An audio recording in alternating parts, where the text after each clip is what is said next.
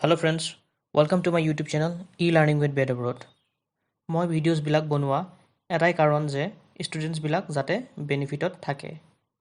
Mainly মই class 9 and 10 English চিলেবাছটো complete কৰিব বিচাৰিছোঁ। চ' ফ্ৰেণ্ডছ, যদি মোৰ চেনেলটো ছাবস্ক্ৰাইব কৰা নাই তেনে ছাবস্ক্ৰাইব কৰি লওক আৰু বেল আইকনটো টিপি দিয়ক। আৰু তেনেহ'লে ফ্ৰেণ্ডছ, ভিডিঅ' আগলৈ আগবাঢ়োঁ আৰু আজি আমি দ্য লেক আইল অফ ইনস্প্ৰি পইমটো এনালাইজ কৰিব গৈ আছোঁ। ঠিক আছে, পইমটো এবাৰ আমি পঢ়ি লওঁ। The Lake Isle of Innisfree by William Butler Yeats. I will rise and go now, and go to Innisfree, and a small cabin built there of clay and wattles made. 9 beans rows will I have there, a hive for the honey bee, and live alone in a bee-loud glade. And I shall have some peace there, for peace comes dropping slow, dropping from the vales of the morning to where the cricket sings. There midnights all a glimmer, and noon a purple glow, and evening full of the linnet's wings. I will rise and go now, for always, night and day, I hear lake water lapping with low sounds by the shore. While I stand on the roadways, or on the pavements grey, I hear it in the deep heart core. এতিয়া আমি word meaning কেইটা চাই লওঁ। Arise, it means come up from a lower position, মানে তলৰ পৰা ওপৰলৈ উঠি আহা। The next is Innisfree, a place with natural bounties. Innisfree এটা প্লেচ য'ত নেচাৰেল বাউণ্টিছবিলাক আছে। নেচাৰেল বাউণ্টিছ যেনে গছ গছনি, নদী, পাহাৰ এটচেট্ৰা। ঠিক আছে। Clay, it means sticky fine grained earth that can be molded when wet. ধৰি লওঁ আমি যেতিয়া ঘৰ বনাবলৈ লওঁ তেতিয়া আমি মাটি আনি লওঁ, মাটিবিলাক আনি কি কৰোঁ, তাত পানী দি বোকা কৰি লওঁ, হয়নে? সেই বোকাখিনিকে আমি ইয়াত ক্লে বুলি ধৰি লৈছোঁ। ঠিক আছে। The next is wattles, it means twisted sticks for making fences walls, মানে কি ফেন্সিং বা ৱাল, ঘৰৰ ৱাল বনাবলৈ হ'লে আমি কি ব্যৱহাৰ কৰোঁ, বাঁহ। সেই বাঁহবিলাককে আমি কি কওঁ, ৱাটলেছ বুলি ধৰি লওঁ। ঠিক আছে। The next is Glade, ক্লিয়াৰিং open space, মানে এটা খালী ঠাই বুলি ধৰি লোৱা, মানে এটা বহুত ডাঙৰ স্পেচ। ঠিক আছে।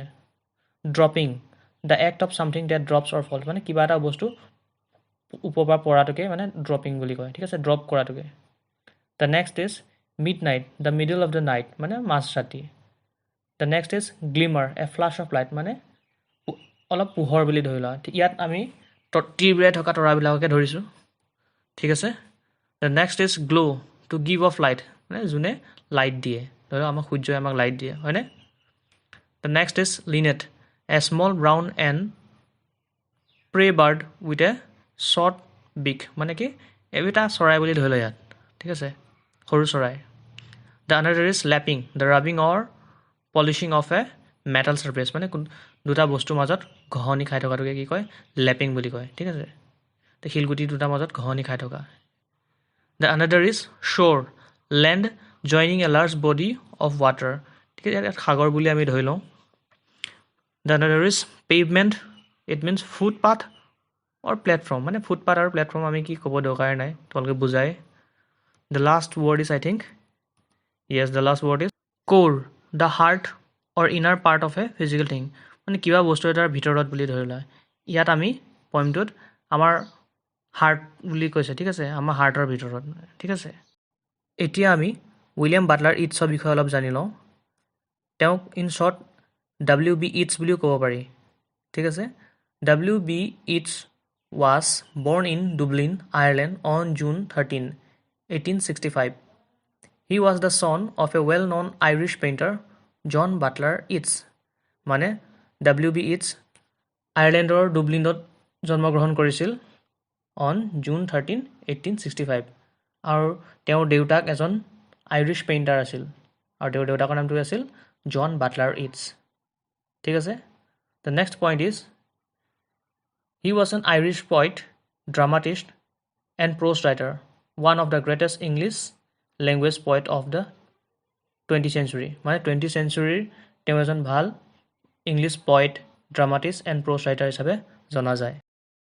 So the next point is Yeats founded the Rhymers Club Poetry. He also joined the Order of the Golden Dawn, an organization that explores topics related to the occult and mysticism মানে ইটছে rhymers club poetry foundation কৰিছিল আৰু order of the golden dawn join কৰিছিল। ই এটা organisation হয় যোনে magic বা আত্মাবিলাকৰ ওপৰত ষ্টাডি কৰে। ঠিক আছে। The next point is in 1923 W.B. Yeats was awarded the Nobel Prize in Literature মানে 1923 W.B. Yeatsক মানে নবেল প্ৰাইজ দিছিল ইন লিটাৰেচাৰ। ঠিক আছে। এবাউট দ্য পয়েম মানে পয়েমটোৰ বিষয়ে অলপ আমি জানি লওঁ।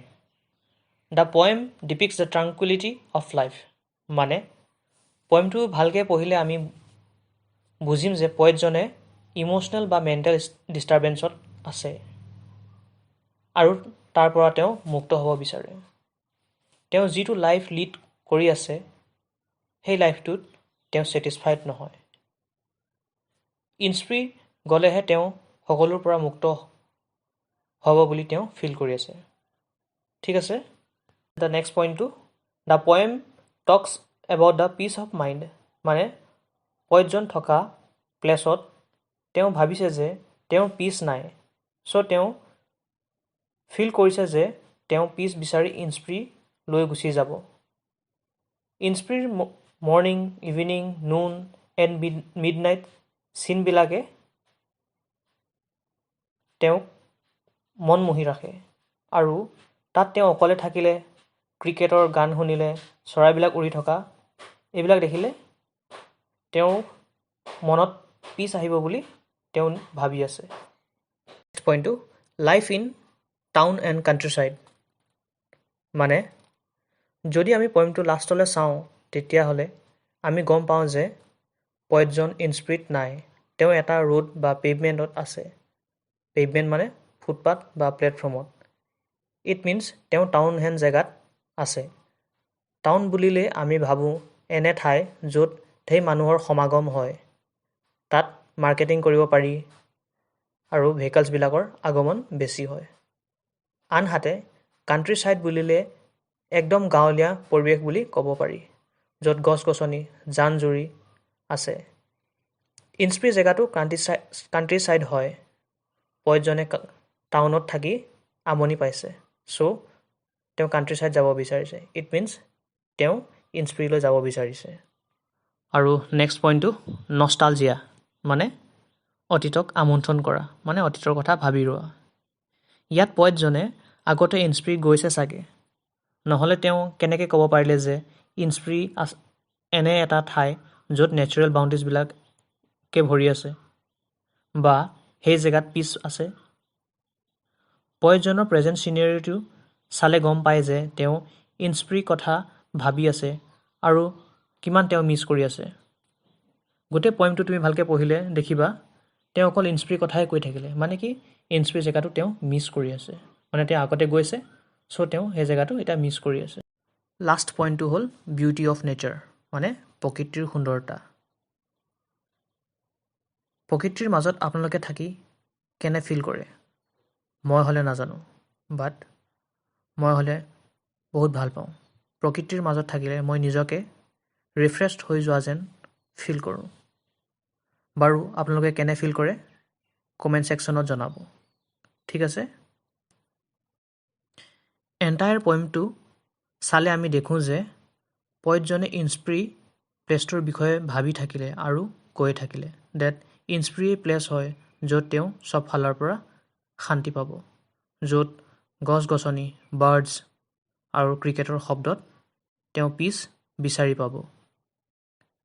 আৰু একেবাৰে লাষ্টত মই ক'ব বিচাৰোঁ যে পয়েটজনৰ কথাতে গম পোৱা যায় যে ইনস্পিৰিৰ চাৰ্মটো কি হয়, হয়নে? Summary of the poem.